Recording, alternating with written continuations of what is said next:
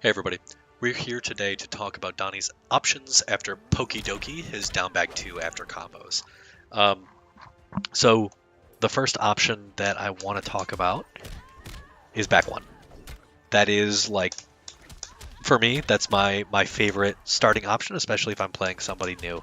It forces them to watch their toes, and if they're not watching their toes and they do not expect, such a long range attack from Donnie, um, they're going to get hurt. That is my standard combo that I do right there. It is easy to execute.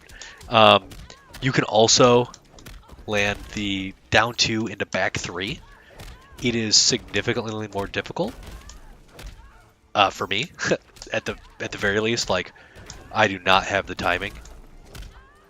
I know it's possible. I can do it, but it's hard. You do get you get like tons more damage out of it. So if you can land it consistently, definitely go for that. But for me, it's just very tricky landing the back 3 after the down 2, and even figuring out when Donnie recovers to even do the down 2. Yeah, cool. So there's that. Force them to watch their toes. So let's say that now they are watching their toes. What do? First, if you don't do the back 1 quick enough, it will whiff. So check this. I took a little step back there. Let's just show you without taking a step back. Oop, now I'm like, there you go. So the first option, back 1 again, in a meter burn bombshell. In most cases, doing it from where you recover from Pokidoki. So just doing it raw like this, into the back 1. You will land in front. You can cross up, which is a little unfortunate. I wish it was a little more consistent.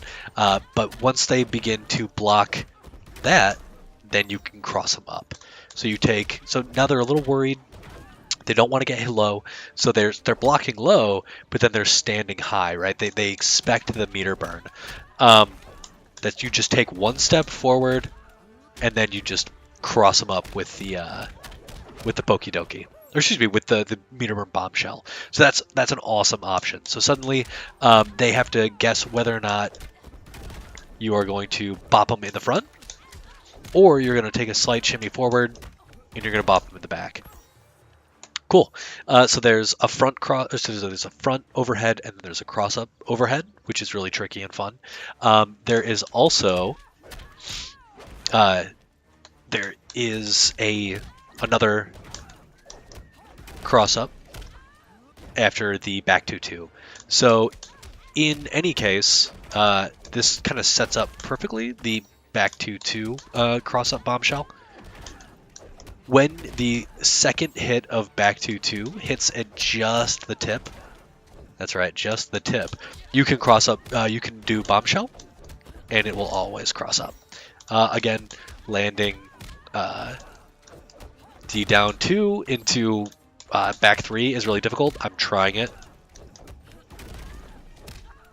It's just hard to do. So you might want to do 1 back 2-2 into Pokidoki. Cool. So you have that option to you as well. If they, you want to mix them up a little bit. They're like, oh, I haven't seen that one yet. You can also, you get 1 free forward dash. So let's set Wonder Woman to wake up. And let's just have her do a Malthea bash. And then boom, you get the punish of your choice. Bet. So again, you get 1 free forward dash. And then you get your 1 free punish of choice if you're good enough. Cool. Pop.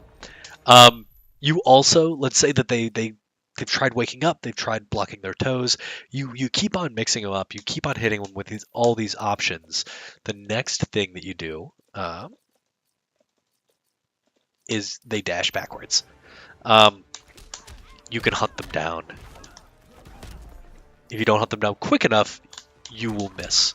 So you kind of got to buffer it during... Oh, you don't want that one. You kind of got to buffer it. Boop. And then the damage. So this is one that I would actually consider doing down 2 into back 3. It's not that difficult. And then follow up with whatever you want. But yeah, so you have another option. You can... What's cool about this is it actually covers a couple of options. If you know that they're not waking up and they're just blocking low because they're worried about this, you'll notice that they actually... Let's see. Oh, we just want to turn... Nope, we just want to turn this off. So let's say that you just do this, and then you really want to do this raw. Boop.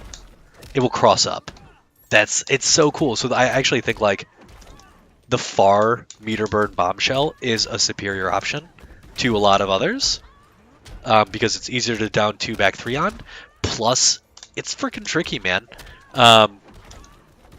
You have to make sure though. So whereas with the meter burn bombshell and you're chasing a backdash, you need to do it really fast. In this one, you need to make sure that when they wake up, they're facing you.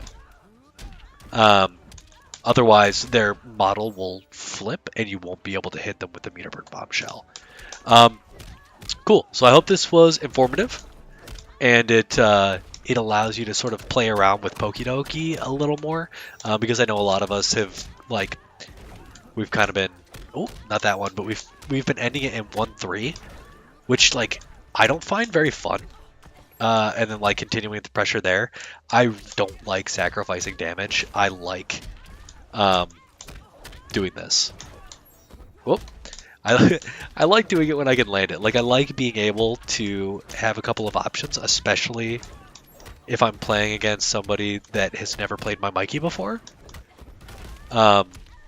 It can be so frustrating, especially when you don't realize what is happening. So that like you get them with this, and you try to do the down 2 into back 3, and it fails you yet again. You need to be patient if you cross up. Let's see if I can do it. Thank you, baby Jesus. Cool. So, and then of course you get the free forward dash. So that's another good option. But you don't want them to block it because holy crap, that's minus a million.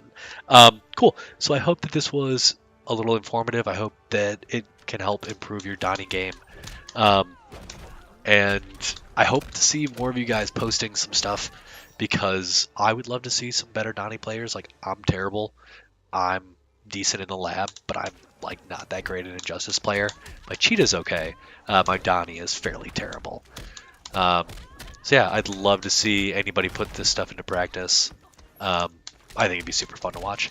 Anyway, I will see you guys later with more tech, maybe. See ya.